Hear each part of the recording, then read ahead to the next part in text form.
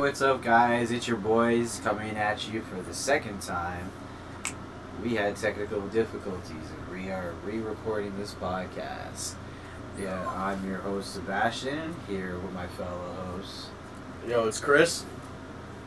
Jaden. And we got Jaden alive today. Yeah. And we also have Tigger here. Just so you guys know, the footage that was lost, Jaden didn't even make it to the beginning. We tried to do a remote podcast due to issues yesterday, and Jaden muted himself before we started and knocked out his desk.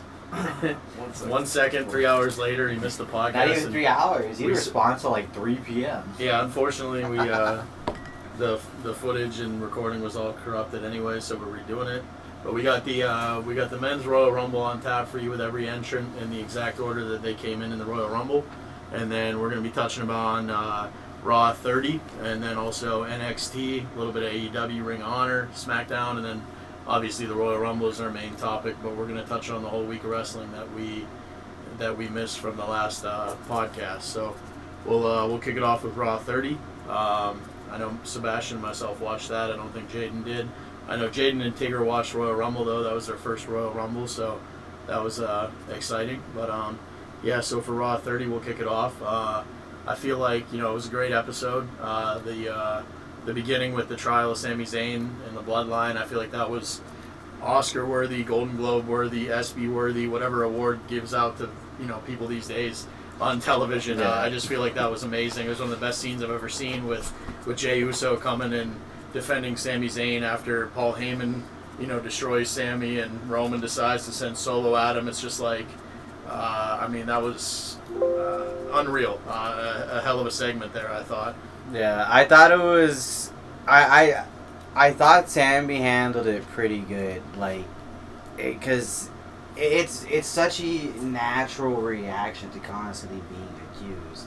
Like, if you're constantly being accused and you're constantly going out there sticking your neck out for your boys, being there for them, supporting them, but you're constantly accused of having ulterior motives and you've done nothing but try to show them that that's not the truth, I think he had the appropriate response. Like, my rebuttal is I don't have an excuse. Yeah, he's like, I'm not defending myself. I don't think he needed to. So, yeah, but it was awesome to see Jay come to the defense. I mean, hell of a storyline they're telling there. We'll see more at the Rumble. SmackDown kind of led into that too. We won't jump the gun, but there was, some parts there going on SmackDown that will follow suit. But also, with Raw, we had some of the classic moments. You got to see some of the old school kind of APA setup backstage with the gambling going on, and DX had a segment out there, which I enjoyed their segment with Kurt Angle, and Triple H had a comment. Tigger, settle down, bud. Triple H had a comment about how this the booking stuff isn't easy, and I thought that was a fun break of character, and it actually got Gunther to kind of smile and laugh, which I thought was unique because I don't think Gunther ever has broken his character. But I know Sebastian wasn't a big fan of that segment. Yeah, it just felt like there's too much DX going on. Like, it definitely could have just not happened, and we could have gotten, the Becky Lynch steel cage match that we were, promised. But, instead we wasted time with early Alzheimer's versions of D-Generation X. Apparently, the owner, the president of the company doesn't know how to book.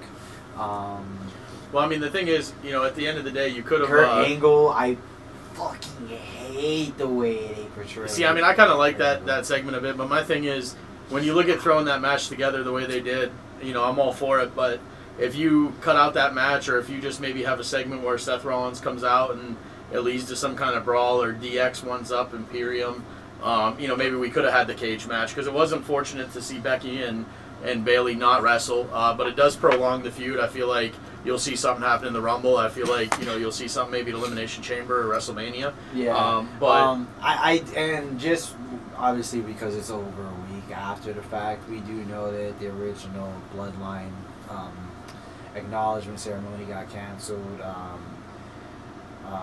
Rikishi's actually not feeling well. He's still in the hospital, so we want to wish him a speedy recovery. And then the Wild Samoans just couldn't make it.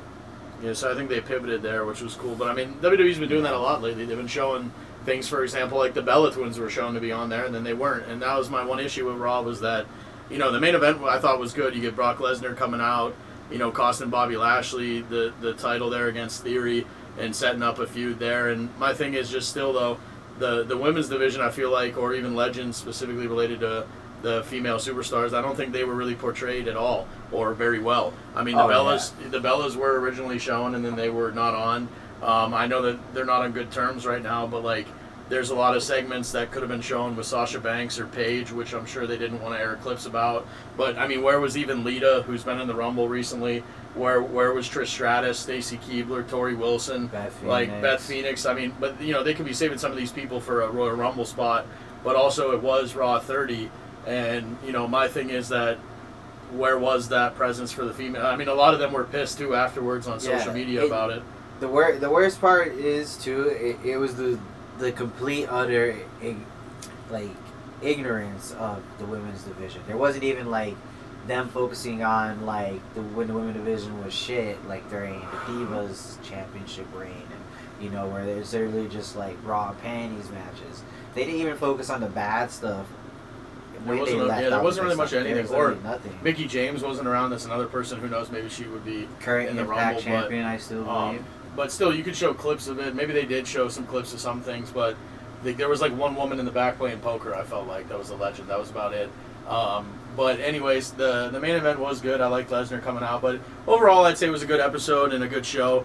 But in ways, it was somewhat of a letdown, or in ways, it was amazing. I mean, it just kind of depended on what you took from it. Like I said, I think the part with the Bloodline was the best thing I've seen on television in a while, relating to WWE. But anyway, so moving on, though, we'll, NXT on Tuesday. Really not much of a show there. I mean, it was good in parts. You did see Tiffany Stratton come back, which I've been waiting to see her. And, she had a nice little win there. And other than that, it was a lot of build to the pay-per-view coming up, this coming Saturday. I believe it's called Vengeance Day. So we're going to get, the titles defended, I think, in every regard. There's a fatal four-way match for the tag titles with the New Day against, three other teams. And then Braun Breaker and Grayson Waller for the NXT title, which I think is a deserved rematch. And, there was a good spot there on NXT Tuesday where Braun missed a spear and went through the barricade. And you don't often see it the way it was kind of done on NXT. So that was kind of a cool spot. But, other than that, they did build up for the women's title match, the triple threat with Jacy Jayne and Gigi Dolan, Gigi Dolan's one of my favorites out there. And, Roxanne Perez. So, I mean, that was pretty good, too. So, really, it was just a good show leading up to the pay-per-view that we're going to get now that Royal Rumble is over. And that'll be this coming Saturday, Vengeance Day. And then moving on to Wednesday, I know Sebastian had watched the Ring of Honor show. I did not. But we both kind of watched AEW. But, we'll briefly touch on those as well, which AEW I'm a big fan of. I think MJF is the champ. And right now what they're doing with Bryan Danielson, that's a good feud going on there. And we got Samoa Joe and Darby Allin, TNT title picture. That's a heck of a matchup. I want Wardlow back, though. I miss seeing him as the champ. And then, still, I'm a sucker for the give me Tony Schiavone and it's Sting any day, and I'm a fan. So, and then obviously the tribute match at the end. That's what the show was all about. I'm glad that they decided to finally let him on the show and wrestle and, pay tribute to his brother. And, it's sad about what happened with Jay Briscoe. And, I thought Jay Lethal and Mark Briscoe had a good match there. So I know Sebastian watched AEW as well, and he watched Ring of Honor, so he can touch on that. Yeah, and I appreciate TBS reversing their decision not to do any tribute, because it's like, people make mistakes in the past. We all can learn from them when we grow. So I'm happy that they were able to move on past that and allow proper tribute to be done for somebody who was literally the backbone of Ring of Honor. He was on the first Ring of Honor show. Like, he started wrestling, I believe it was like 16, 17, underage. I mean, they're one of the top 5, I think, tag teams ever. Yeah. So Ring of Honor tribute show was great. I liked the mix of like current fights that are in tribute, but also progressing storylines. I liked the replayed matches showing like some of the most highlighted, like great moments of the Briscoes. So that was great. Seeing the Pure Challenge, the Pure Championship go up. Spoiler alert.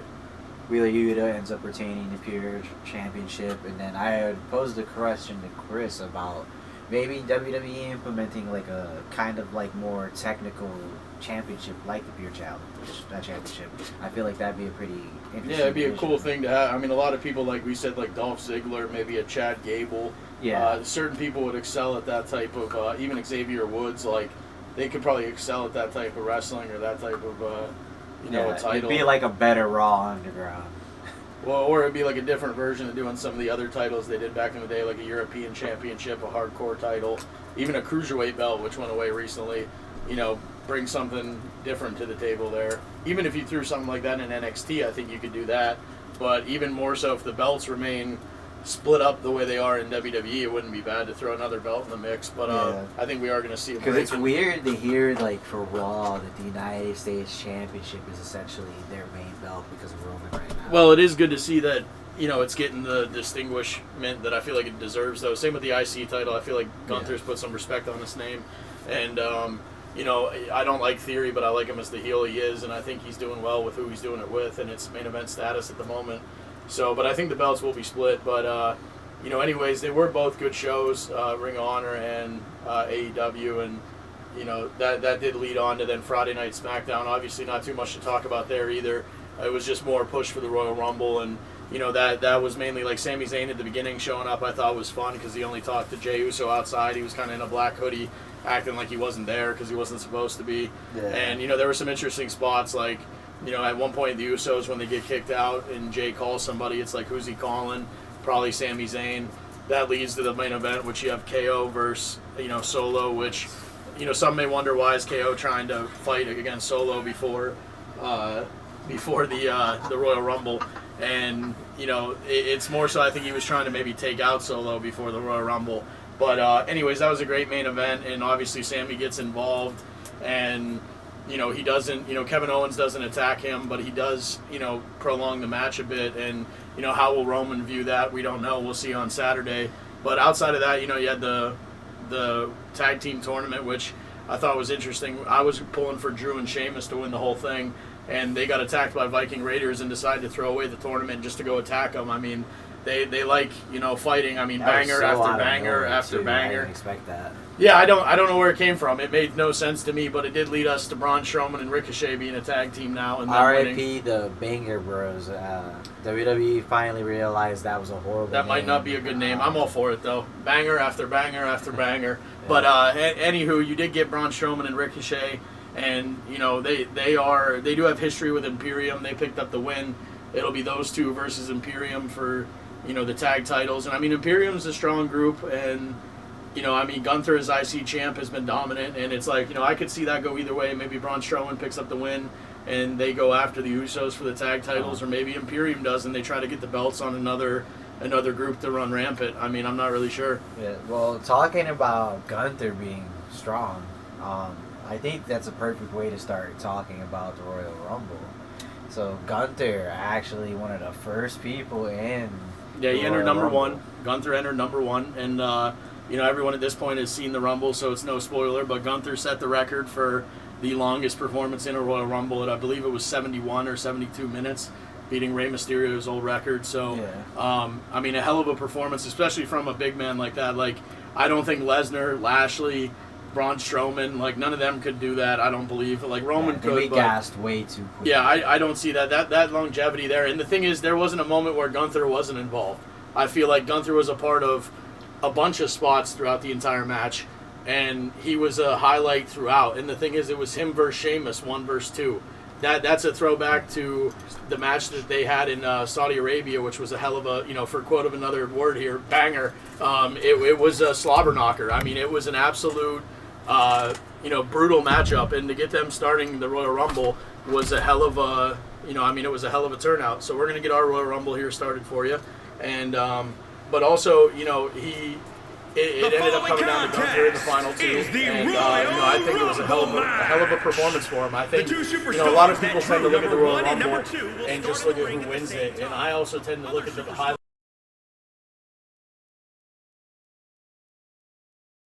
highlights throughout it. So yes, the winner is the most important, but at the end of the day, someone who had a highlighted moment throughout the Rumble, or like Gunther, who lasted and broke the record of 71 minutes, that's almost just as important as who the winner was. And so, Gunther, squaring off with Sheamus, he had to battle, Drew McIntyre. He came in early.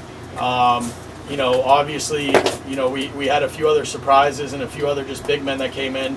And, ironically, as I'm talking about it, Sheamus just throws Gunther out in our match. So, obviously, that's not accurate here, but we can't control all of the facets of the video game. We're playing as somebody else who's not in yet. So, we're not going to announce who. If you haven't watched Royal Rumble, you're pretty much getting a free alternate person. Yeah, well, like I said, Gunther made it a lot longer. So he to me was the star performer. He was the star performer of the Royal Rumble. What is it, Jaden? Poor man's Royal Rumble. That's Jaden for you. So anyways, it was Jaden's first Royal Rumble. I know he enjoyed. Sheamus eliminated The Miz. So Sheamus is just killing it in this Rumble. But anyways, Miz did enter at number 3. We got Kofi at 4. I believe Johnny Gargano came in around 5. And, we did get a fun spot, I thought. We saw The Miz thrown over the top rope by Johnny Gargano, who kind of had him against the ropes for the move that Sheamus does, where he smacks his arm against the chest there and counts to 10. And so Sheamus gave him a look and was almost like, what the hell are you doing? And so he, presented him to Sheamus. And so I believe Sebastian and I counted, I think it was 25 times Sheamus hit The Miz there and clobbered his chest. Yeah. And you could hear and feel every one, I felt. So then that led to a bro kick of The Miz to be out of the Royal Rumble. And he was the first eliminated, which... And we didn't even catch up the first time. We had to rewind it. Yeah, I mean, it happened fast, but it also was just very fitting for The Miz. I loved it. So to see him go out first, big fan. Then, like I said, you did get Drew McIntyre coming in at 9. I know we had Chad Gable coming in, and he was shushing people. He had a good little spot there. Yeah. But then one of the bigger perks, I think, of the beginning of the Rumble, I mean, we saw Santos Escobar. We saw, Dawkins come in. But, I mean, Brock Lesnar at number 12 was a... Yeah, that was a surprise. That was him so early. I mean, I figured he'd be later early. That was the thing. But, him at 12 was just a shock. I mean, you knew he'd be in it. But Kofi just got eliminated. Talking about Kofi being eliminated, there was a botch during the Royal Rumble. Big surprise. Kofi, if you guys watched Royal Rumble, when he got eliminated, the announcers made a big emphasis on the fact that supposedly his left foot hadn't touched the ground yet. I think he was supposed to probably land on the chair, and he flipped off of the chair. Yeah, so he actually ended up hitting his head on the table, so he ended up not going through with it, and he had to be taken out of it. Yeah, that's what I told Sebastian live when we were watching it. I told him I figured, maybe they were trying to say that as a way that he's going to enter later if he's medically cleared. Or, I'm sure they had doctors checking on him outside the ring. But, I felt like it was a missed spot. And then part of me wondered if they were going to put him in or not. But, as it turns out after, I think they were worried about a concussion, like you said. So, he was out. But there was a weird moment with him and Xavier Woods where they did a little butt drum action, is what I would call it. But we do a little bit of little New Day action there. Karrion Kross, he had a good Rumble appearance. Short-lived though. I was just excited that his entrance didn't take forever. But Bobby Lashley coming in right after Brock Lesnar at 13. What better two people to follow each other? I feel like than Lesnar and Lashley right now. Psycho Lesnar. Well, the thing is, you got the spot of Lesnar chucking people around, and I think that's where it was funny to see Jaden because. Jaden was like, damn, Brock Lesnar's huge, and like he's just whipping people out of the ring because that was the guy that threw the dude over his shoulder and launched him. Like he got rid of Escobar, he did Dawkins, press, and he launched Chad Gable out F5 style, and then he did the one throwaway slam. I think it's a fall-away slam to get Escobar out of the ring, but. It was fun to see Lesnar square up against Drew and Sheamus. There was a good standoff between him and Gunther, and they didn't come to blows, though, I don't think. But it was a good face-off. And then, Bobby came in and had a spear of 3. Lesnar goes for the F5. Lashley eliminates Lesnar in what was a shocking elimination. The crowd went insane. You had your Bobby chant. Yeah, and then Lesnar went insane. He went to psychosis. Yeah, Lesnar went from happy to psychotic to... the steel steps on the table. I mean, I think he blatantly killed a referee. I don't know. Yeah. We need the status of that Baron ref. got what he deserved. I mean, Baron was the perfect person to have him Shout out to Baron Corbin, by the way. He Sure. made Royal Rumble history for the shortest entry time. Oh, no. Shortest time in Royal Rumble for 7 seconds. Oh, wow. And this one? Oh, okay. Well, yeah, he was very short-lived then. So the thing is that, I feel like he was a perfect person to have, Lesnar attack, and then Seth Rollins ends up throwing him in the ring. Lashley got the big Bobby chant, and, everyone was shocked. I mean, like I said, I wonder the status of the referee, because Lesnar literally just stiff-armed him over a barricade onto his head, and it was just insane. But the referee's dead. He's paying for he went nuts. We had Seth Rollins at 15. As it kept going, I was surprised to not see maybe more NXT talent in the Royal Rumble for the men's. I thought maybe you would get a couple people, whether it was a call-up or just a Royal Rumble spot. I felt like it was weird to not see them. As we got going a little bit later on, I remember, I think it was around 20 or 21, Booker T came in, and that was kind of a surprise. I guess a little fun thing being down there in Texas. He is an announcer. We got a Spinaroonie. It's been probably years since we had a Spinaroonie. Jaden didn't know what that was, so he got to see his first Spinaroonie. That was a fun one. Finn Balor came in at 20, and you did see an interesting spot. Rey Mysterio was supposed to come in. He didn't come in. Dominic comes out with his mask, and obviously Dominic attacked him, and I thought it was even fitting because Dominic, he tried to rip the mask. Like I told Sebastian that he launched a kid's mask, which is a perfect heel move. I feel bad for that kid though, because that mask is probably not cheap. But he was trying to rip Ray's mask, and he couldn't do it. So I just felt like it was fitting because Dominic's been in prison and he's a hardened criminal when really he was only in jail for allegedly an hour or two. And then he beats up Ray and takes his mask, but he's so hard that he can't rip the mask. I don't know. I just felt like it went with the character. But obviously they're building to a Dominic Ray thing there. And then you got Finn Balor coming in. Damian Priest came in shortly after. Judgment Day really ran rampant. They just fucking dominated everybody for a while. They pretty much dominated the whole Rumble, I feel like. And then, that led to the return that I think we predicted, a lot of people expected. Edge coming back at 24. He pretty much was the demise of Judgment Day. Then he seemed to enter the Rumble and make it his point to spear a few people and also just take Judgment Day out systematically.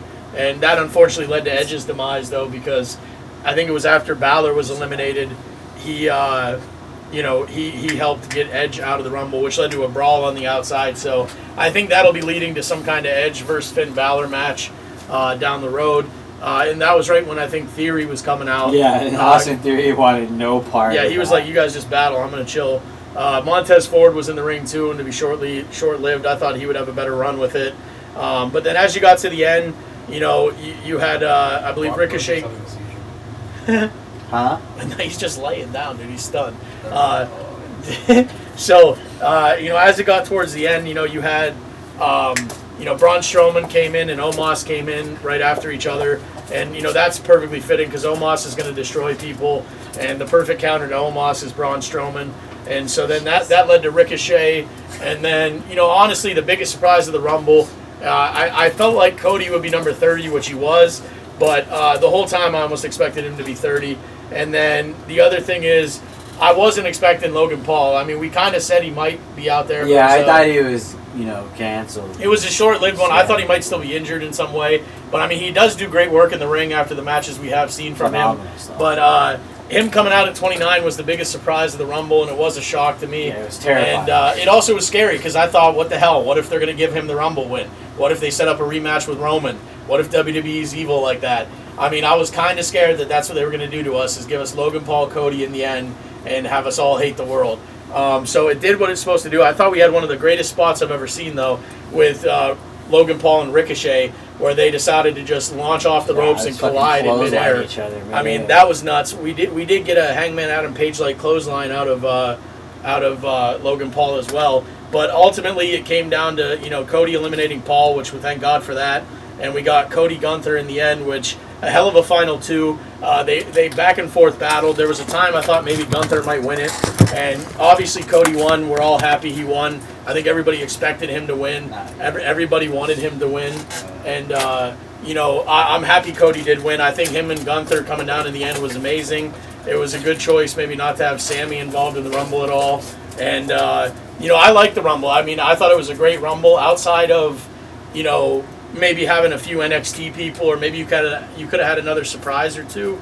But Edge coming back. Well, talking about surprises, we actually skipped over one of the very first surprises of the Royal Rumble. You're not wrong. Pat McAfee. Yeah, I don't know how I forgot that. I love. Shout out to that, because Pat McAfee is a stud. I love him. He's a great announcer. He's great in the ring. And I said it in our first podcast that announcers are everything, and I wish JR could be there. But more importantly, I miss Pat McAfee, Pennsylvania guy. I'm a Pennsylvania guy outside of Pittsburgh. So the Royal Rumble, it was a complete surprise, I thought, to Michael Cole, and it did come out confirmed after that Michael Cole and Corey Graves were totally kept in the dark about Pat McAfee's return. Pat McAfee literally landed 20 minutes before the show started. See, so my thing is, that was amazing, because I'm a huge Pat McAfee fan. The way to kick the Rumble off with that, I thought, what, is he entering? And then I was like, no, he's definitely going to announce. And Michael Cole seemed stunned. It went over well. I was a huge fan. I loved it. And ours right now, Lesnar just eliminated Lashley, so not accurate. Alternate universe. Yeah, this is not real. But anyways, it was an amazing surprise, an amazing start. I love the banter between Graves and Pat. Michael Cole and Pat are great friends. I mean, I was absolutely thrilled that Pat kicked off the Royal Rumble and was back as an announcer. Shout out to Pat. He's the man. So I thought it was interesting. I said that, and then he came out. So, so Cody did win. We're all happy about it. It's now the roads to WrestleMania, as I call it. Yes, sir. I don't think anyone's upset. So I thought it was a great Rumble. Overall, I'd say maybe 4.5 out of 5. Or if we were going out of 10, I'd give it maybe a 9 out of 10. Just because I felt like there was a thing or two you could have done a little different. But ultimately, I was very happy with it. I thought it was great. There were, nightmares were avoided. And, there were a lot of good spots. And it came down to who it should have. And I just think they did it right for the most part. So maybe 9 to 9.5 out of 10. Or, like I said, 4.5 out of 5 would be my rating. We now have a pass-out warning on Jaden. Jaden has passed out with his phone in his hand. Fuck. There he is, guys. He's back. Jaden, how'd you like the Rumble? How'd you like the Rumble? Oh, yeah, let's do it. He said, hell yeah, let's do it, folks. Do it? I don't know what that means, but I think he enjoyed it. Tigger did too, but next. I did find out, though, that Tigger was a Logan Paul fan. When Logan Paul came out... barely at 20. Oh, wow, yeah. Dude, it's been taking a while for him to go. So, but anyways, guys, when Logan Paul came out, Tigger went crazy. I will point out that he's kind of subdued now. He's eating a bone. But he was absolutely insane for the Rumble. I don't know if it was his first Rumble. I don't know if he's hitting his puppy twos or something like that, whatever it is, the terrible twos. Maybe his teenage years, we don't know. But this man was going insane. And then when Logan came out, he went a little bit more nuts. And then I picked him up even to settle him down, and I asked him, like, what, are you a Logan Paul fan? And he barked at me. He was like, "Arr!" And I took that as a yes, I am. So then him and I became enemies. I was for Cody, he was for Logan. When Logan got thrown out, he bit me and ran away. So I feel like he was all for Logan. Sebastian wants to deny it. Then those Gunther chest slops at the end. Ungodly chops by Gunther the entire time. Cody's pec was about to explode again. To hit his pec like that was unreal. But just Gunther is a chop machine. And I think afterwards in the press conference, Cody made a comment about how he's someone who likes to feel it. Like, he wants you to hit him. He's kind of sitting there like he uses it to Hulk up, quote unquote, a little bit there. And it's like he regretted every minute of letting Gunther chop the shit out of him. That's basically what he said. Like, he was just like, yeah, that I shouldn't have done that one. Talking about hulking up, we have another shout out to our boy Felix. Felix left me a lovely Instagram comment today. Oh, well, what did Felix say? He said, Lord knows I'd smash. Incredible Hulk. That a boy, Felix. little witty euphemisms. Also, we did have a couple comments on our first episode, and I know someone predicted Sheamus and Becky Lynch, and Sheamus had a hell of an outing in that one, in the Rumble. And I mean, like I said, I don't have an issue with most of the Rumble at all. I thought it was amazing. I thought it was great. I thought it was well done, and we get Cody to win it. That moves on to Bray Wyatt versus LA Knight in the Mountain Dew Pitch Black match. Shout out to Mountain Dew, possible future sponsor. I'll drink it every day. But anyways, we did get a match there, very interesting. I'm a big LA Knight fan. I love LA Knight. I think he's a very similar version to a Rock type of character in his charisma and even in his look. I like what he does. Pairing him with Bray Wyatt, having the spot with him on Raw 30 with The Undertaker, where, I saved it from when we talked about Raw 30 for now because I feel like what Undertaker whispered to Bray Wyatt, I don't ever want to know, but I take it as a passing of the torch kind of thing. And you're the dead man now, or do what you need to do. And, I felt like when Wyatt came out, he almost looked Undertaker-ish in a way. I felt like he had more of a dead man look to him. It was a new character persona, I felt like. Once the lights went out, you got to see the face paint revealed, which was a little bit insane. That, to me, was done for just this match, though. But I feel like we did get a new character of Bray Wyatt.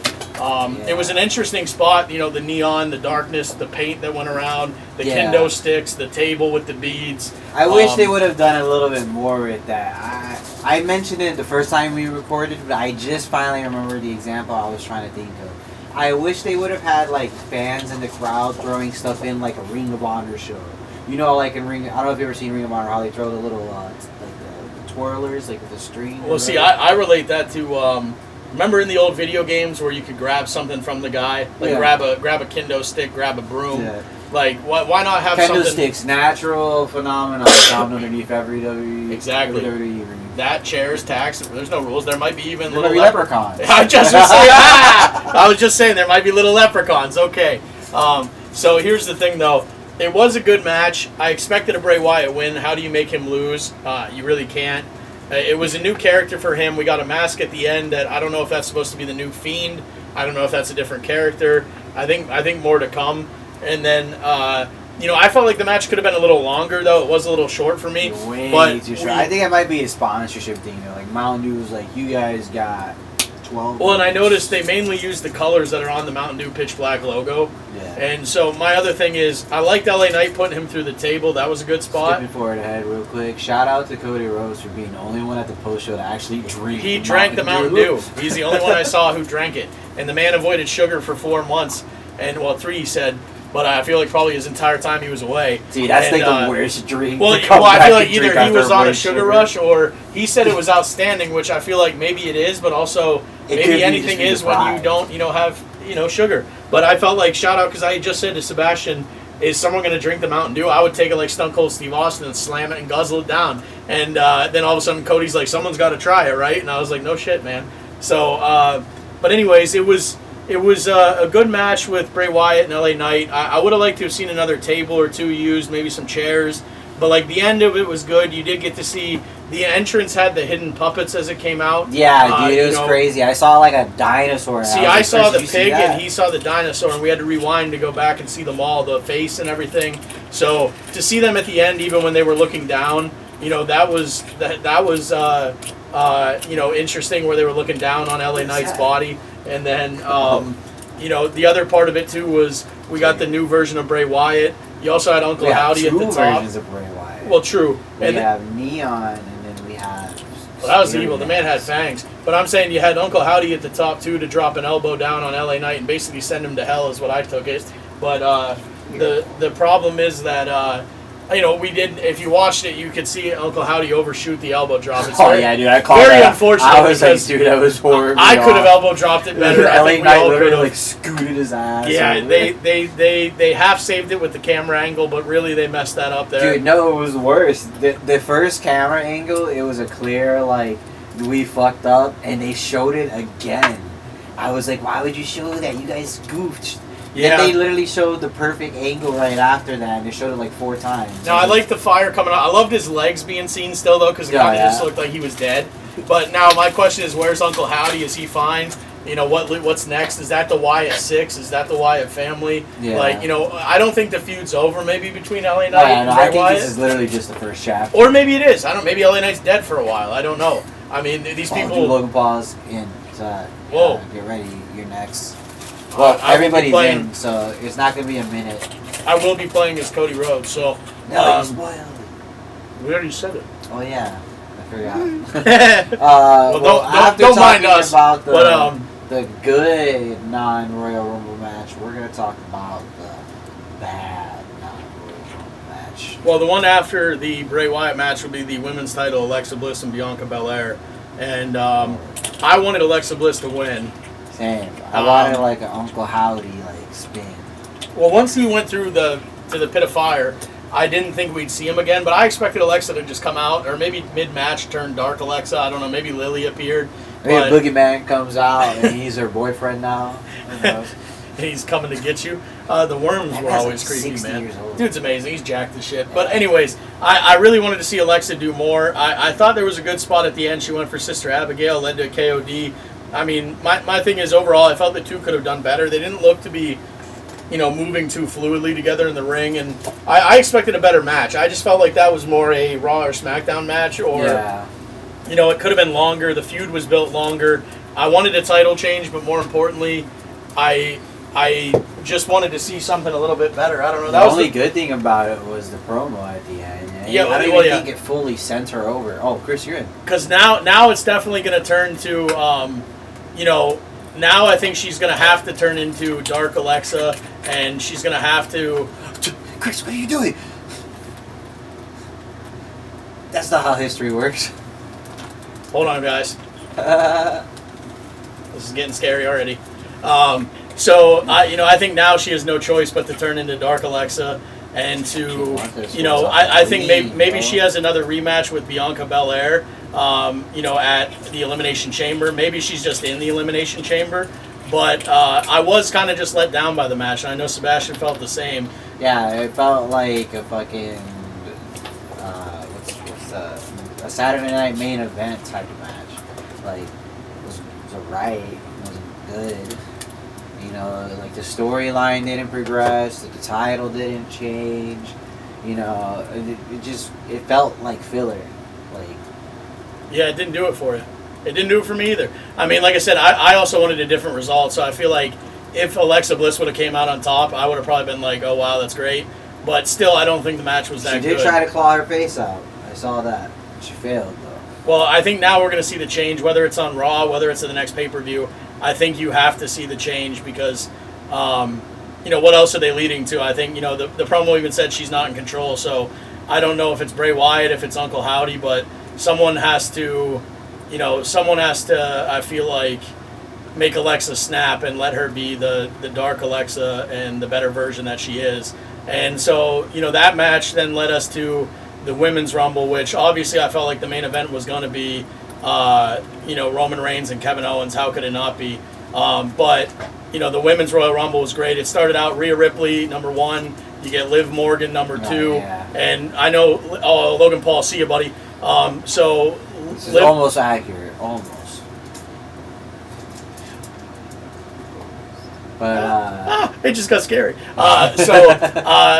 Rhea Ripley coming in at number 1, Liv Morgan at number 2. I know Liv said she wanted to enter at 1, so I felt like it was good to put her at 2, put Rhea at 1. Rhea was definitely affected by something we did forget to mention. Beth Phoenix came out when Edge was battling, Judgment Day. And that was, I thought she might be in the Rumble, but the surprise return was her coming out to spear Rhea Ripley. So Rhea came out, and you could tell that she was definitely showing, signs of, I just got speared by, Beth Phoenix. So, ultimately, those two starting out 1 and 2, I thought it was amazing. I was all for it. And I don't think you could have probably had a better 1 and 2 start out. And then we got, a couple other people, like a returning Dana Brooke. We also got, Emma. And, Dana Brooke and Emma, Emma was one that Triple H brought back. So I felt like it was good to see her, get a little mini start off of a run there in the beginning of the Royal Rumble. And, Dana Brooke looked good too, coming back there as well. Then I believe it was Shayna Baszler in at 5. And, Shayna Baszler is one of the ones, I think she has the most eliminations in a Royal Rumble at 8. So, I mean, she's always a force to be reckoned with. So, I was kind of wondering, what she might do. So her coming in was a big, part of the beginning of the Rumble there. And then, obviously, hold on. There we go. there you go.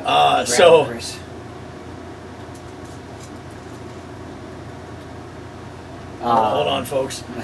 So Bailey came in at 6, though. That was a big entry. We got BFAB in at number 7, which I think that that was a surprise. Yeah, that was like a very interesting. I don't know if she's even wrestled before, and if she did, it was once. So I feel like, getting her in the Rumble was a bit of a surprise. She did become the first person eliminated, though, I think. Yeah, she was instant. I know Rhea eliminated her. So, oh, shoot. Oh, no. Kirsty, you take over. Nope. You got this, Chris. See ya! Yeah, let's. There it is! And we have an accurate depiction of what really happened. Well, I will admit, Sebastian messed this up for us yesterday and let Omos win the Rumble. Not. There was 2 giants. It was Omos, Strowman, and stats. Omos, Strowman, and Cody, and Sebastian did not get the job done. Luckily, no. I just took out Strowman and Montez, and we have an accurate depiction of Cody pointing at the sign, just like he did at the Rumble. But that's skeleton. That's not. Well, it's not accurate, but, we do what we can do here, all right? So point is, I brought it home for us. Cody's the winner. But anyways, back to the Women's Rumble. We did get some interesting spots there because, like I said, Bayley came in at 6. Bayley in at 6, like I was saying. I mean, that was a good one to have in there. And then you had, I believe it was at 9 was Dakota Kai, 10 was Io Sky. So Damage Control came in and basically dominated the Women's Rumble. In between that, though, like we said, BFAB kind of coming in at 7 was a cool spot. But even more so, Roxanne Perez was the first kind of surprise we got.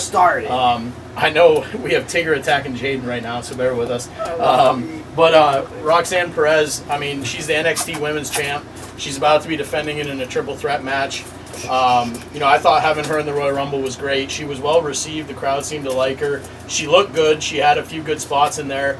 I believe Damage Control ended up taking her out in the end, but I know Jaden really liked Roxanne Perez. Oh, yeah. Yeah, he was pulling for her to win. Roxanne, hit me up. Hit up Jaden if you want. A nice little 18. I think he said you like a queen. So he really likes Roxanne Perez, but also we have the Women's Royal Rumble going. Also the exact entrance and the entry order. So we do have Rhea coming in at 1 with Liv coming in here at number 2. We are going to be playing. Ouch, Tigger, please calm down, sir. I know he's excited for the Rumble, but toys about you. Get the bone. He is excited for the Rumble, but it is getting insane over here. We are tropical something. We are playing as Rhea Ripley. Hopefully we can take her deep in the Rumble. But these two kicking off the Rumble, I felt like was a great. Like I said, it was a great start to the Rumble. And then as you got on, Damage Control really kind of dominated it. Roxanne was your first surprise. I feel like Zoe Stark at 13 was your next surprise. Another NXT call-up. And that's kind of what I said earlier. I felt like there should have been some NXT people from the men's involved as well. So and Rhea Ripley called that out, too. Yeah, she did say that in the post-show press conference, too, that she would have liked to have seen some men NXT superstars in there. But I felt the same way. So, but it was cool to see Zoe Stark. We got Xia Li. Becky Lynch came in at 15. That was a big spot, her coming in there in the middle. Some people thought Becky might win it. I expected to see a lot of Becky-Bayley interaction, which we did. They took her to the outside of the ring, I think, and threw her over the announce table, all the Damage Control. So I did like in the men and the women's, you did see the superstars getting out of the ring and, kind of running around and doing stuff outside the Rumble, which some Rumbles you don't really see that happen. So I did like that. I forgot to mention it. There was one weapon used. Elias brought his guitar out. We did see that. I think, was it Gunther who got hit by that? Yeah, Gunther actually bled. Yeah, so he is real. He is real. Tigger, settle down, bud. We're going to put you in timeout here. Podcast timeout. So basically, I expected, I was happy to see a lot of the outside interaction, but I did expect to see Becky Bayley. They kind of gave us what we wanted. Like I said, it's building to a feud. I believe Becky threw out one of Damage Control. I think it was Dakota Kai. And then we got Bayley ultimately eliminating Becky. So, I mean, that, like I said, that just adds fuel to the fire for their future match. Maybe it's WrestleMania. Maybe it's Elimination Chamber. I'd like to see it at WrestleMania. And then I think it was right after Liv Morgan eliminated Bayley. So I thought that was pretty good as well.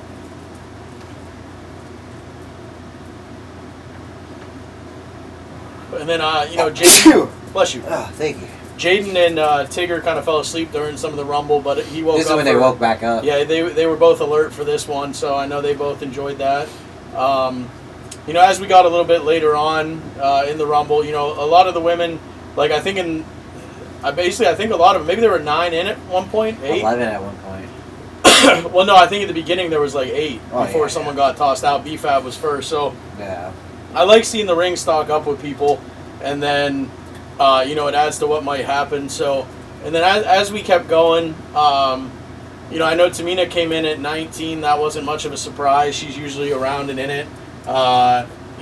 We did get, I believe it was 18. We had Piper Nevin, which is Dewdrop. No we finally more Dewdrop. No more rip to Dewdrop. Finally, we got rid of that bad creative name. I thought they made her have a good look. I thought they debuted her well in the Rumble. So nobody. Yeah, you were right. It was 6 people in the ring at once because B5 was number 7. Yep. So nobody. Oh wow. Well, see you later, Sebastian. I know you're talking about the rest of the Royal Rumble. Wow, we're pulling one of these, folks. Bro, you saw that bullshit? we're pulling one of these cheat codes. But anyways, as I continue on here, we're jumping around a little bit, but I know Piper Nevin at 18 was good because, like I said, you could use her in NXT, you could use her in Raw or SmackDown, and I feel like her having her name and this new persona is what we need for her. Tamina at 19, like I said, not much of a surprise, but good to see her back. 17 was the big shocker there for me. We got what I've been waiting for, Dark Asuka. I know I think in New Japan it was known as Kana, her kind of clown persona that she comes out in. But if you notice, she cut her hair. She had the face paint. Jaden really loved Asuka when she came out. He was blown away by her, weren't you, Jaden? Yeah. All right. Jaden's a man in little words. You'll learn to love him. But anyways, Asuka looked great with the face paint. She, I was like, where's the blue mist? There's going to be blue mist. Sebastian's about to get tossed again from this Rumble. Stop the cheat codes. So anyways, this is it. This is like the last 3rd tries and you're done. You're out, okay? If you go, you're done. So anyways, we really were happy to see Asuka come out. I hope she keeps that going for the rest of the time. I think that Dark Asuka, that Kana, persona is going to suit her well. I think the crowd received it well. Even her coming out with the dragon mask was pretty amazing, I thought. What was your take on that, Sebastian? Well, first of all, it's an Oni mask. It's like a Japanese demon. It wasn't a dragon. But I thought it was pretty cool. I liked the way she performed. I thought the entrance was really cool, and I thought it was a nice little callback for all the people who watch other things other than just WWE. Yeah, no, I thought it was great. So I was happy to see her. She had a great run in the Rumble. I mean, Shinsuke Nakamura versus AJ Styles in WWE. It's a tribute to, their a different time where they came from. Performance. Well, and my thing is, Asuka had a great run as Kana. I think she lasted about 30-40 minutes in the Rumble. She was Final 3. I will jump to that right now. She was a Final 3 person. So as it continued on, though, she became dominant. It kind of helped combat her and Becky battling, damage control a bit. And then as you got into number 20, that was the one surprise, too, of the Rumble was Chelsea Green. So I think a lot of people speculated that she would come back. I was expecting to maybe see Zack Ryder, also known as Matt Cardona. Oh, there you go. Yeah, so I thought he was going to maybe be in, but he wasn't. He hits people with keyboards. So my thing is, woo, woo, woo, I miss you, where are you? But Chelsea Green was number 20. It was funny because when we were watching, I said to Sebastian, wow, there's Chelsea Green. She looks amazing. I always like Chelsea Green. I think she's absolutely gorgeous. She's good in the ring. I like her persona she plays. And it was a fitting elimination to her. But also, I was telling Sebastian, oh man, there's Chelsea Green. She's coming back. If they're going to keep her around, maybe she's going to do well in the Royal Rumble. And as I get done saying that, she gets eliminated in 4 seconds by Rhea Ripley. And we died laughing. Funniest thing about this Royal Rumble, the entrance was so long. Yeah, it was one of those old school long ones, like a windy. So Chris had explained everything about with Chelsea Green. Yep. Yeah, he was just telling me all this, and by the time he finished, she had got in. I was like, all right, I'm hyped. Let me see what it's all about. And they're double teaming me, Chris. All right, well you're out this time, buddy. Dude, stop. It's just meant to be. It's just meant to be. So Sebastian can't win like I can. Let's just point that out. I just But took over someone. so here's So the thing. She got eliminated in 4 seconds by Rhea Ripley. Hilarious. It is kind of fitting with her character. She thinks she's the best, and she gets launched out like that. But what I will say is it was the fastest elimination ever in a women's Royal Rumble. It did set a record for that. So that was a record. And speaking of records, I think she might have actually beaten Baron Corbin. How long was it? Well, no, so that's what I'm saying. Baron Corbin might have been the quickest elimination this year, but the quickest elimination ever is Santino Marella in 1 second. Oh. So that I don't know what you meant, other than maybe it was this year's quickest elimination. Probably. But in the women's, the previous one was longer than 4 seconds. This one was only 4 seconds, so she set the women's record for the shortest time. And like I said, the men's would still be Santino at a second, but also Isn't Santino also the women's? no.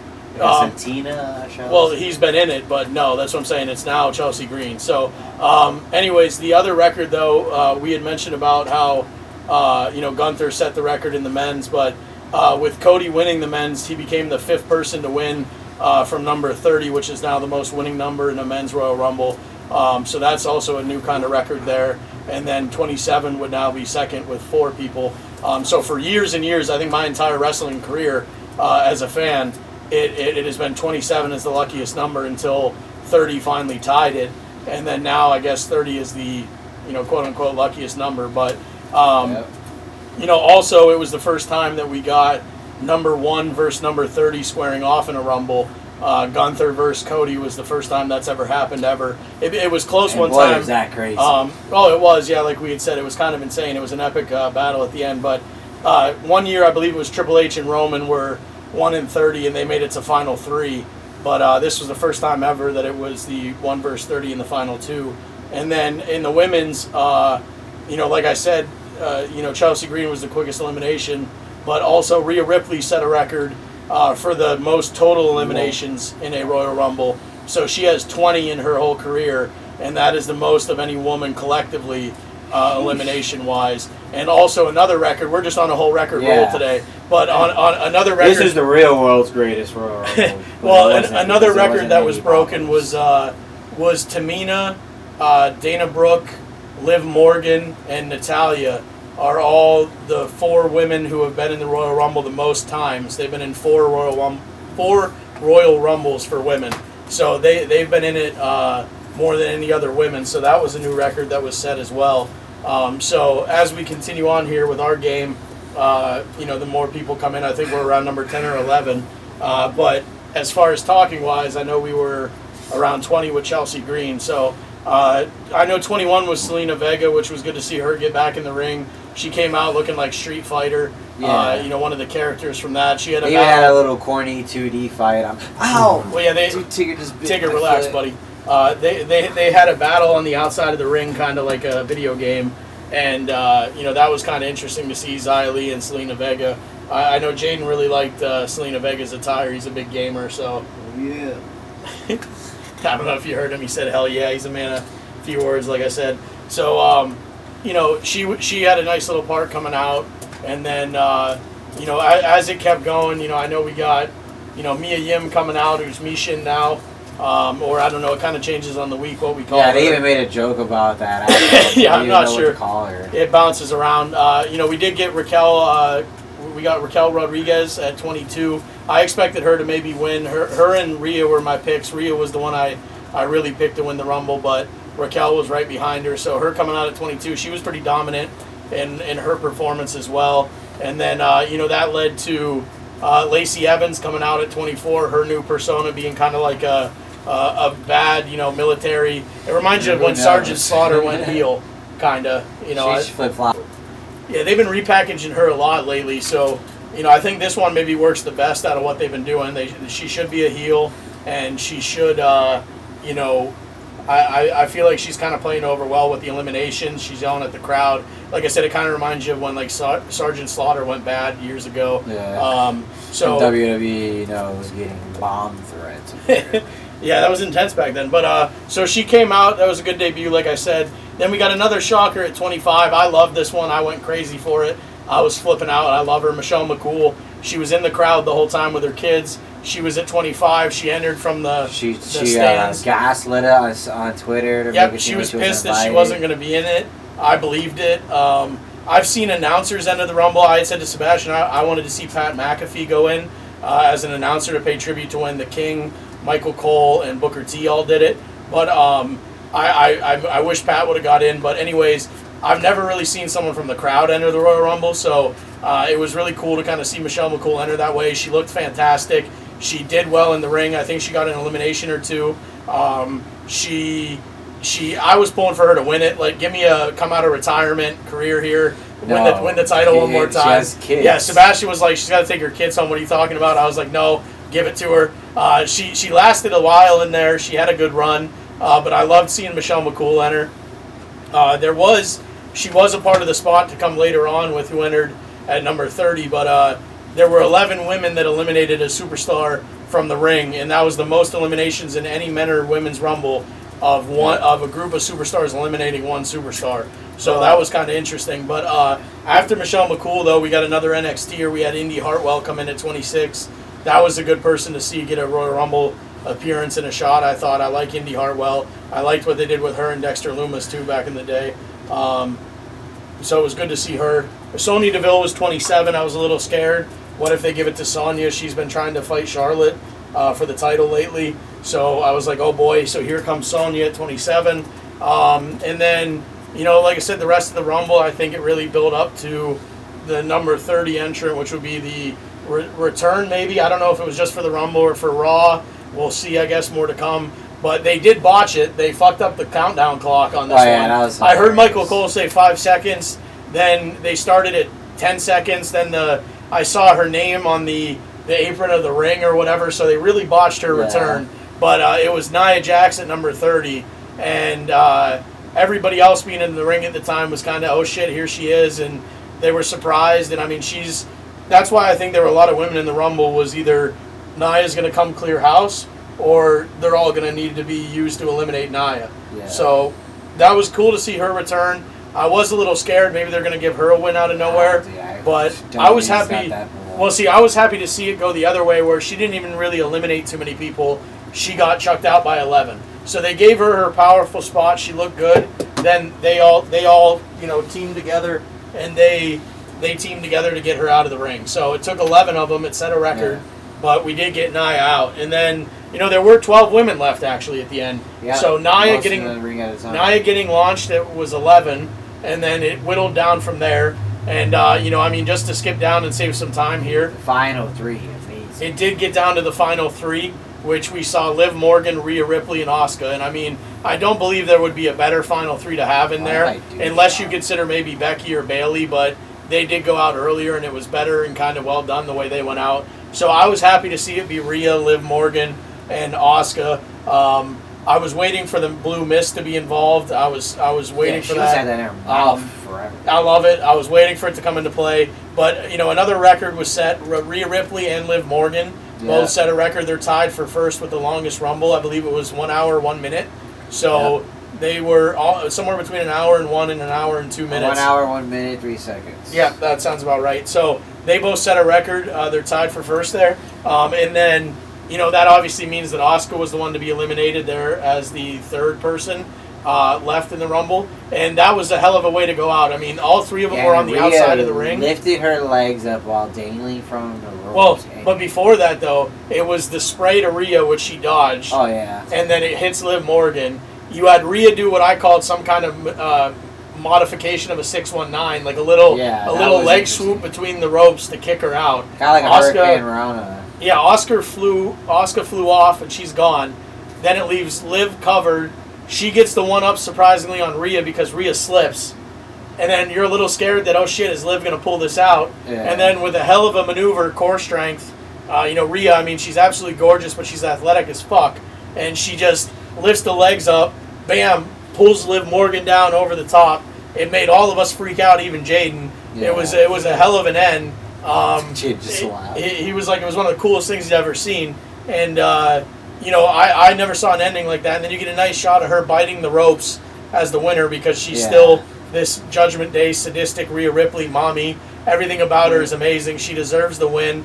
We're getting Jaden an I Love Mommy T-shirt, and Hell yeah. you know, basically, Hell well, yeah, brother. basically, we were pumped that she won. It was our pick to win as well. Both of the both picks were predictable, but the thing was, we wanted it. Everybody wanted it. Rhea deserves it. Cody deserves it. Yeah. It was how they got there that was amazing. She entered at 1. She lasted the whole way. Cody was at 30. Cody also set the record for the longest time that he was in a Rumble match as a number 30 entrant. So the previous record was The Undertaker, around 13 minutes.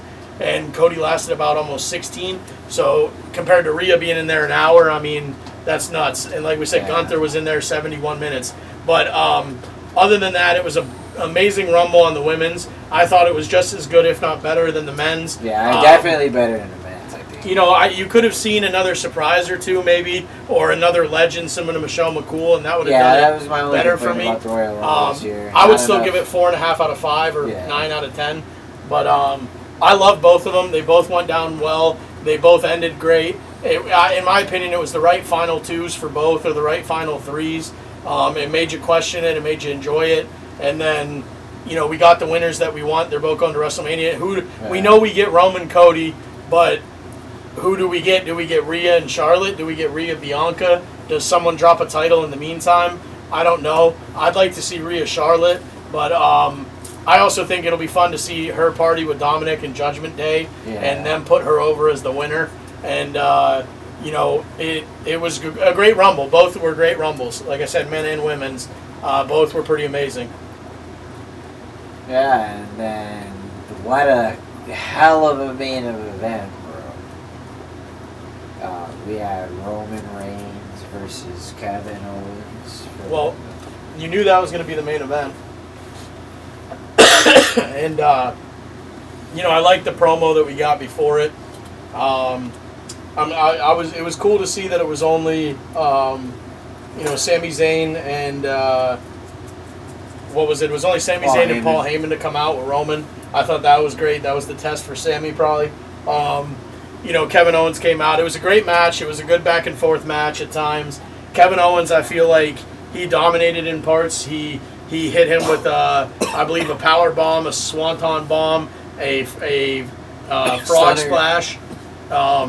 He did stun him at one point. But we had a few close calls. We had a few pins that Roman, maybe you thought he was going to lose. You also had Roman. Got knocked out. Well, Roman hit him with 2 spears. Kevin kicked out. Obviously, we had a spot with the ref. I told you at some point the ref is going to probably die, as I say. So he went down. It led to a low blow from Roman. It also led to Kevin Owens arguably beating Roman because he covered him for longer than 3. But there was no ref to count it. I was saying, imagine if you saw Sami come in and put the shirt on and count him and win it. And then they ran out of there like the greatest heist ever. I was pulling for that, but it didn't happen. You did see Sami look concerned throughout the match, and it was kind of cool because you're wondering, is he concerned about what Kevin's being put through? Is he concerned about, you know, what Roman Reigns is going through and the fact that he's almost losing? You know, what was it really, you know, going on in his mind? And I felt like you didn't know. And then, you know, as it played out, I think it got brutal for me. Like, you know, he asked for a chair. Sami wouldn't do it at first. Sami ended up doing it. And then, well, that led to the stunner. So, you know, if no hesitation leads to a chair shot, hesitation leads to a stunner. You have to assume he's on Kevin's side. But the thing is, it then got brutal. Like I said, Roman Reigns speared Kevin Owens through the barricade.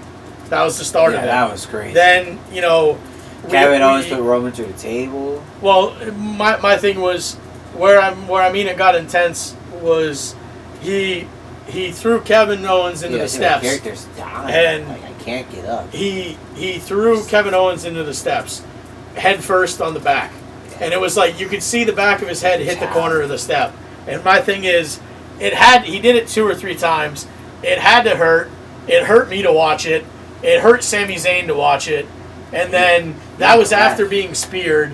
Then it led to another, and that ended up being the pinning of Kevin Owens. And we obviously saw Roman retain.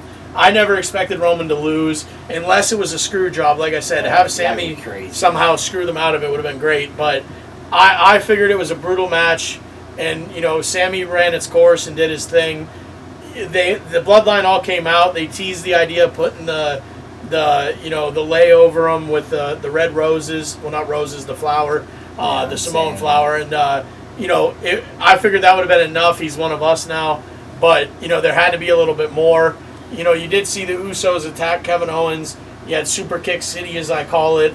Roman ordered them to. Well, right, but I mean, no one really questioned it, and it was still okay. It was a little bit too much, but it was like, okay, the Usos are going to beat up Kevin Owens. Okay, super kick after super kick. We got an orchestra of super kicks going on.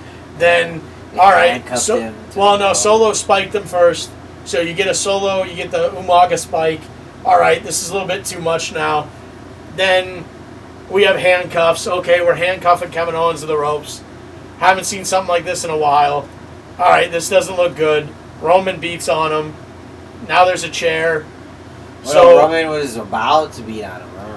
Sammy stopped him and said, "This is beneath." Well, he did with the hands. I'm saying he threw hands. Oh, yeah. And then with the chair, yeah, Sammy went with that tactic. And I feel like that tactic was to be, hey, Roman, I'm on your side still.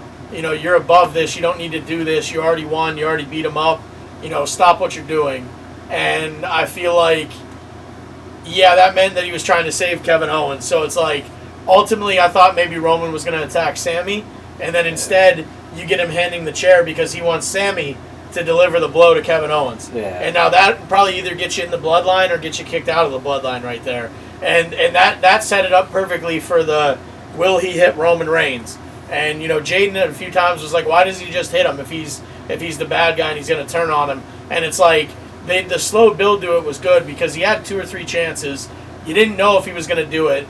And finally when it happened, he swings and hits the chair, and you hear it. He hits Roman. The crowd pops. The second back shot hurt. Well, the thing is, you almost know that he fucked up, but he's happy he fucked up. Like, he kind of looked upset about what he did. He hit him with the chair. He looked at the Usos. The Usos looked upset and surprised at what he did. Solo and Paul Heyman were there. Everybody's reactions were amazing. It was a hell of a piece of television. Well, just like the tribal, the tribal council, court case with Sami Zayn, it was just as good as this, this went down in the same fashion. And my thing was, I said to Sebastian, that's the chair shot heard around the world at this point, but it also to me is maybe the second, because the real one was Seth Rollins doing it when he broke up the Shield. Yeah. And I made a joke that Roman's good at getting hit behind, hit from behind with chairs, because Seth hit Roman and Dean. And, Sammy hit Roman. So, a second chair shot heard around the world. The crowd goes crazy. We get what we want, but it ultimately leads to, a super kick from Jimmy. And, obviously he's going to have to get attacked for what he did. He just hit the tribal chief. And, but the look on Jay's face, the look of disgust, it seemed like he was torn. He put himself out there for Sammy, and Sammy hit Roman Reigns. Then again, it makes you wonder, was he in on it? Are maybe Sammy and Jay anti-Roman Reigns now? And it even adds fuels to the fire when, instead of helping the beatdown, Jey Uso leaves. Yeah. And he walks out on the bloodline. Well, dude, he posted on Instagram, "I'm out" with the blood emoji. So I think he's gone. See, I mean, that's my thing. What happens with the tag titles now? What happens to the bloodline? Is it just Solo and Jimmy? I don't know. Maybe you have Jay and Sammy go against Solo and Jimmy for the tag titles. Maybe you have, Sammy and Kevin, go after the tag titles, and maybe Jey Uso walks out on Jimmy during the match. I don't know. There's a lot of ways you could go here, but I was floored by him walking out on the bloodline, and the reaction it got from the crowd was amazing. He never looked back. He just walked out. They beat down Sami Zayn. Roman hit him with a chair like 10 times. You rip his shirt. There's no more honorary use. You dump the. Get your shirts now. Yeah, I want to get one. They're not going to exist longer. He dropped every flower down there too.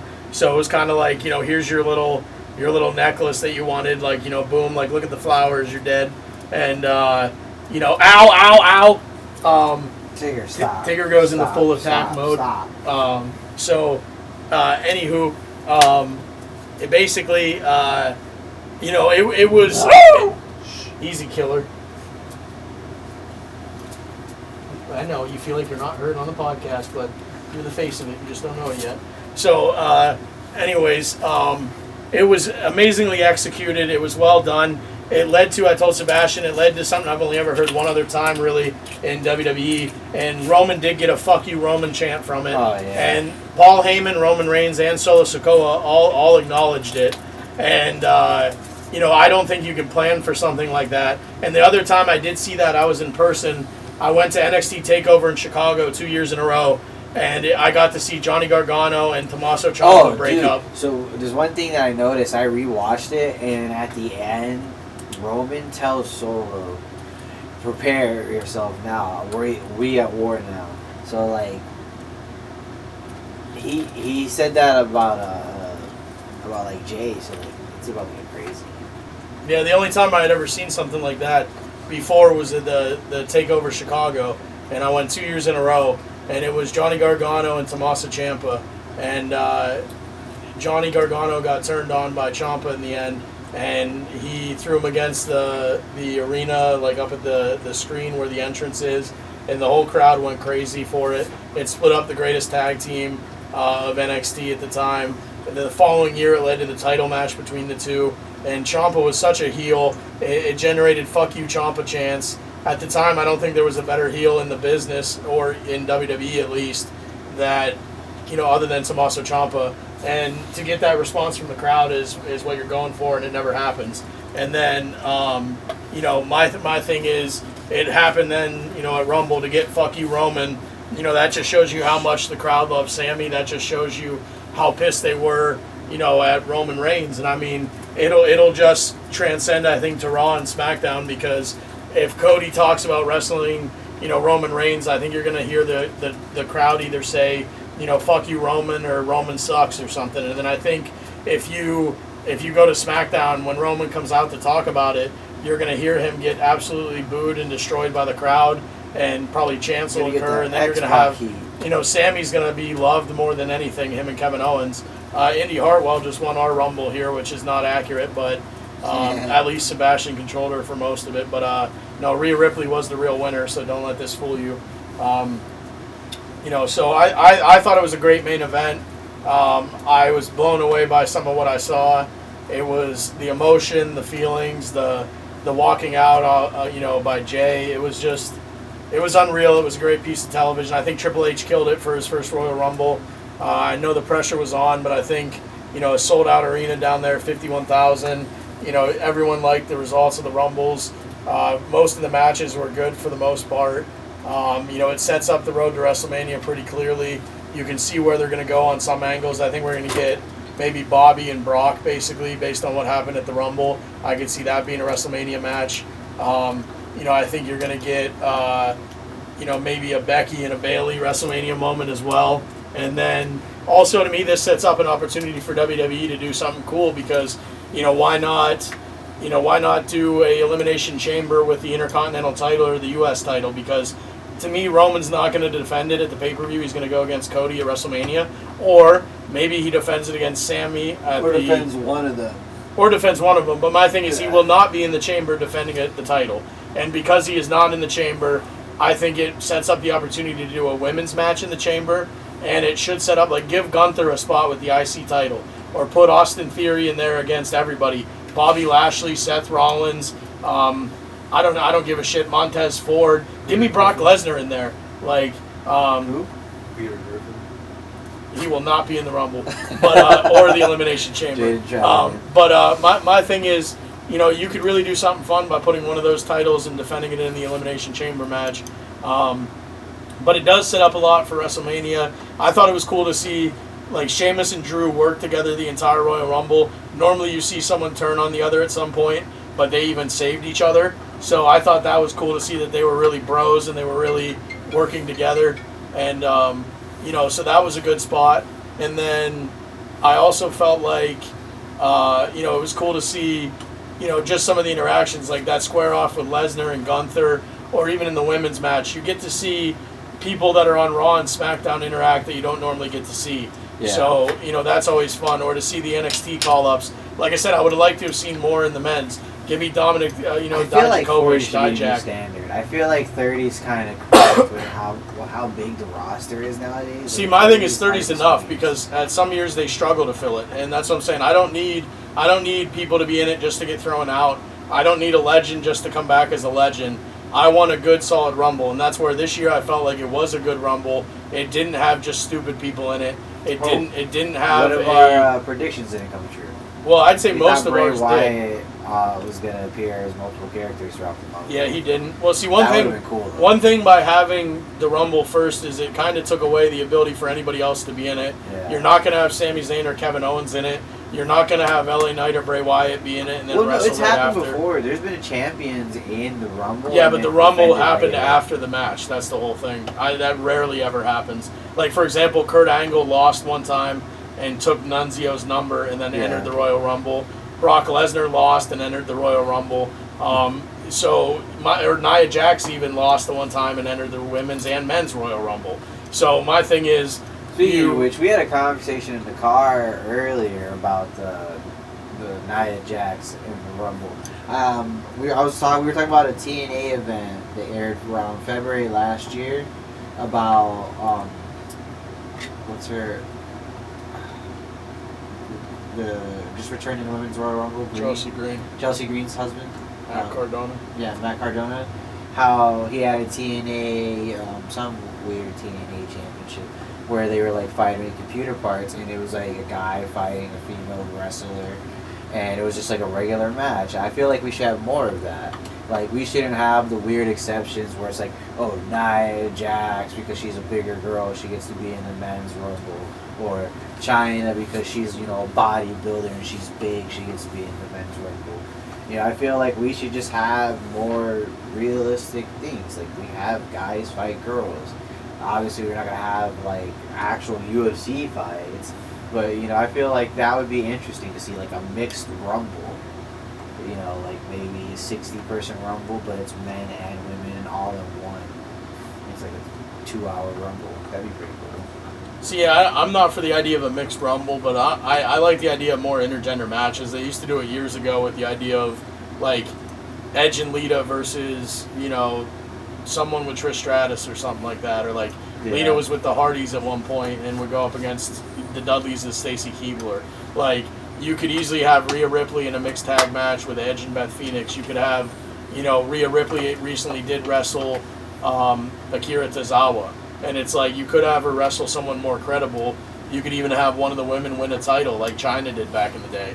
Like, I don't think you can't. But, like, realistically speaking, it reveals how scripted things would be because, like, if you put one of the women's superstars against Braun Strowman is going to launch her out of the Royal Rumble. Well, I don't see that happening. That's what I'm saying. Like, you can't be so real with it. You can't be... I don't want to see it get stupid. And my thing is, you can do clever things. Like, Beth Phoenix eliminated the Great Khali years ago from the men's Royal Rumble by kissing him and pulling him over the top rope. You could do a fun spot like that, but, like, to have a whole one go down, it would be a little bit We need nuts. a better roster. But my thing is, the roster's good. The way they do it is good. You just need to have a women's Rumble. It should have been done years ago. Now it's been done the last few, and that's fine. But in some years, WWE struggles to fill it, and I'm okay with how it went down this year. I think they have some of the most talented people on the roster they have in a while. But, they still could have done more with it. Like I said, last year there was the Forbidden Door idea, and Mickie James was in the Rumble.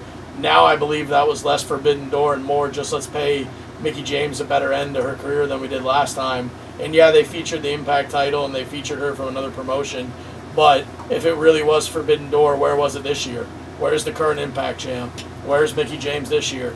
I think Mickie James is the current Impact champ. I don't believe that's true. I think it's somebody else. I can't remember her name, but they were talking about her on something I listened to, saying that the Royal Rumble's perfect for her.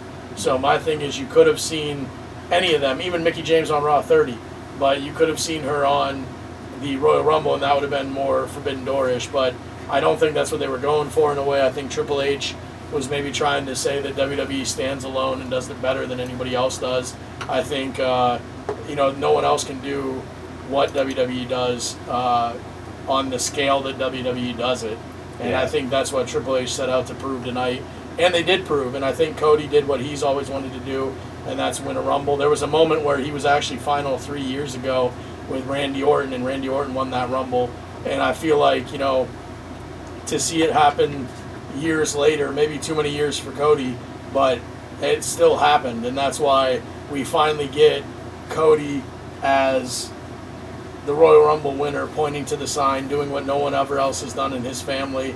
I thought it was amazing to see him pay tribute to his brother Goldust and Dustin Rhodes and do the Shattered Dreams on Gunther, and I thought it was cool that WWE let him. So that's why I was like, I thought that was amazing. But ultimately, it was a great Rumble, and it leads us up to a Raw, as to what will happen on Raw, what will happen on SmackDown. That's the fallout of the Royal Rumble. It's going to be a quick push to Elimination Chamber. We do have that mini, Vengeance Day pay-per-view with NXT. So, basically, I'm all okay with where they're going right now. That's why I don't think I could be happier. I'm excited. I like the way it's going. And spoilers, I watched Raw last night, and you're gonna love it, dude. Yeah, I didn't watch Raw yet. We tried to get this going on Sunday after Sunday after Royal Rumble on Saturday, and due to just work-related things and technical issues, we didn't do it Sunday. We had it done yesterday. We were gonna get it out before Raw. Due to absolute bullshit that occurred, we do not have it to get it done by that Raw. So I decided to not watch Raw. I'm actually going to watch it today. Yeah. And then Sebastian did watch it. So we kept everything I'm Raw gonna watch related. NXT today. NXT is tonight, yeah. Okay. But we kept everything Raw out of this because we're gonna do Raw, NXT, SmackDown, and Vengeance Day in our next episode. Like a 1 week schedule. Yeah, it's a 1 week podcast. I didn't want to know what happened on Raw yet. I wanted a lot of this to just be Royal Rumble based and the look to WrestleMania and Elimination Chamber. Obviously we highlighted everything leading up to Royal Rumble, but the main focus is Royal Rumble. That was the most important thing. That's what we've been waiting to see. We didn't see Carmelo return. We didn't see a surprise Mandy Rose come back. We didn't see Alita, Trish Stratus. We didn't see even some of the new, like I said, NXT people. I thought maybe bringing back Tyler Bate was a way that you're going to get Tyler Bate in the Rumble. And, to see no NXT men, I thought was a little bit surprising. But, we did see a handful of people who did return that I was happy to see. I hope Chelsea Green's someone that stays around. I would like to see Nia Jax stay. On the men's side, Edge is back, so that's good. And, we do have Cody Rhodes return, which... he returned. It was amazing. He put on the greatest match I've ever seen with a torn pec, and then he had to leave us. And it was like he left on a high note, and now we just need to get higher. And then you win the Royal Rumble. So I don't know. I'm high on Cody Rhodes. I'm high on WWE right now. High on life as well. And the thing is that. I feel like right now, if you're a WWE fan, now's the time to be a WWE fan. Now's the time to be a wrestling fan. I think we still have a battle going on with AEW and WWE. I think we are in for a fun roads to WrestleMania, as I call it. What will happen with Cody and Roman? What will be the build for it? What will happen in between with Sami Zayn? Who's Rhea Ripley going to choose? Where's Brock Lesnar going to pop out again? And what's going to happen with him and Bobby Lashley? I think there's just a lot of there's a lot of things that there's a lot of ways they could go, and I think it's exciting to think about everything that WWE can do. So we're basically about done. I know we were kicking around the idea of doing a Bray Wyatt LA Knight match for you guys, but I think we pretty much went through everything we were going to talk about. I know. Yeah, I see my horrible. He's doing his own little career GM mode now, but I will say I want to thank everybody who liked our first video. I know we got I think it's around 130 views. We got a handful of likes, really around maybe like 15, 20 likes. We got about I think 20, 25 subscribers. So really appreciate it. It was better than I expected. I hope that everybody liked everything, all things wrestling. 3 dudes and a dog just talking some shit about what they think they know about WWE. and much more. This one I think is a fun one with the fallout of the Royal Rumble. So I hope everybody enjoys. I hope you listen, like, subscribe, give us a follow. Hit us up on Facebook, YouTube. Our personal, social medias are out there. Yeah, it's on the screen now, actually. Our face of our podcast and Tigger is right there too. So yeah, I made him an Instagram. Give him a follow. Yeah, he will be having a WWE photo shoot soon. We're gonna get him to be a little John Cena fan, I think. Oh yeah. Or maybe get some Logan Paul attire. No. But Tigger's gonna dress up, I think.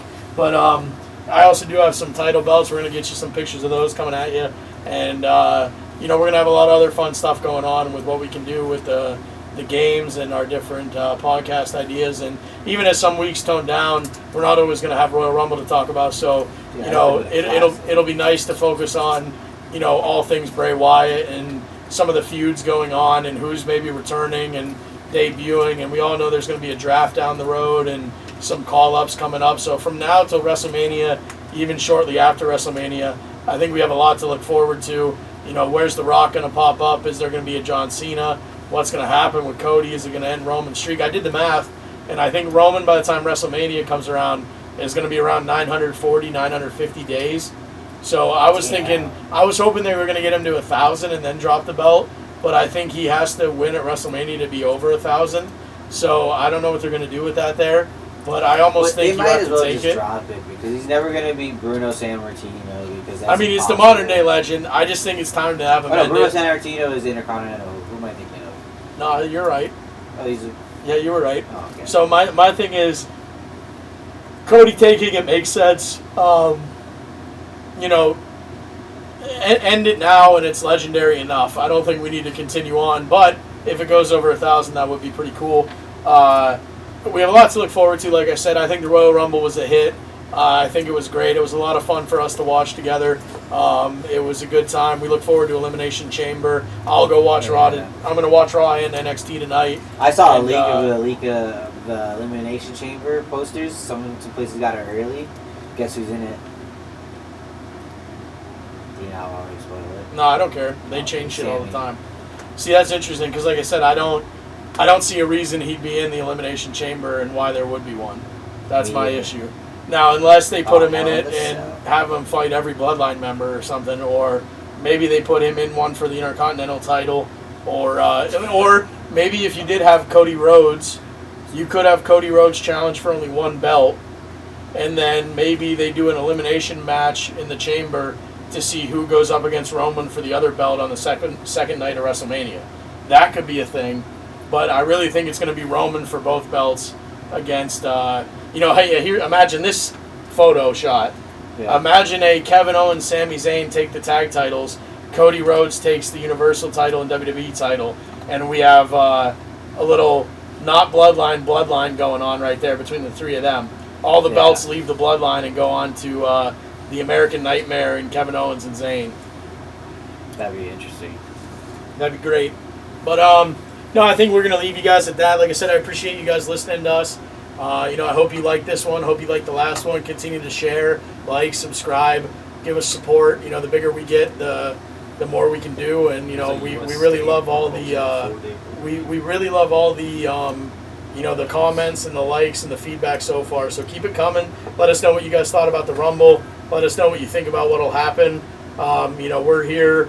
We're fans of it. We like to hear what you think as well. Hopefully you like what we have to say. And a lot of our predictions and a lot of our thoughts did come into fruition, and hopefully, we can continue on, and maybe one day we'll write for WWE. We don't know. Yeah, who knows? But yeah, guys, we appreciate you guys coming out and sticking with us to the end, and staying with us through technical difficulties and re-recording. Remember to like, comment, subscribe, share us. Get us around. We're having pretty good growth, and we appreciate you all. We just got to keep that growth going, and who knows? Maybe we become like one of the top wrestling podcasts one day. Yeah, we're gonna burn it down, baby, just like Seth Rollins. No. Oh. It was cool to see that done in the 51,000, and to see. I will say real quick, Bray Wyatt's entrance again with in that stadium was just great. You know what I mean? All the every cell phone light. Gotta love technology these days. One of my favorite entrances. So Yeah. good to see that back. All right, we'll see you guys next time.